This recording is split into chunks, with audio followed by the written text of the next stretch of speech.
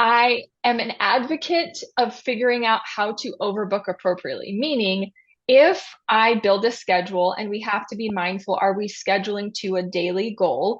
And if we know that we're an average dental practice and our cancellations and no-shows are going to be 20 to 30%, it's so hard. If I know 20 to 30% is automatically going to fall off of the calendar or the schedule, can I overbook enough to try to have a productive day? But that sometimes is really tough, especially for if you don't have enough operatories. And so I think that it's a matter of knowing your metrics well, having a really strong confirmation protocol, making sure that you're communicating with your patients well, and figuring out what is the balance of maybe doing a little bit of overbooking to make sure that we have a good healthy day, because once the day is gone, we can't always make that up. And so it's just so hard because we live in a world where there are a lot of cancellations and no-shows, and we do our best to minimize those.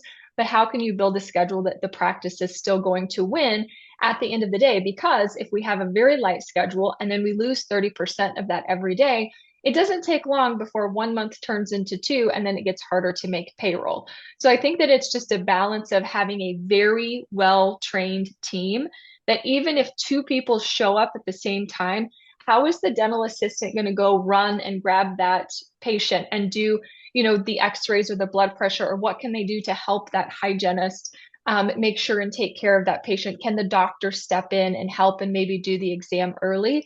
So the team has to be bought into the idea and understand the economics behind it.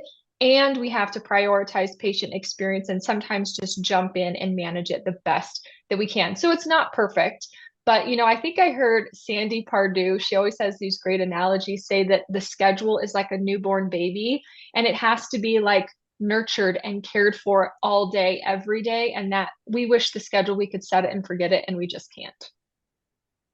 Love it.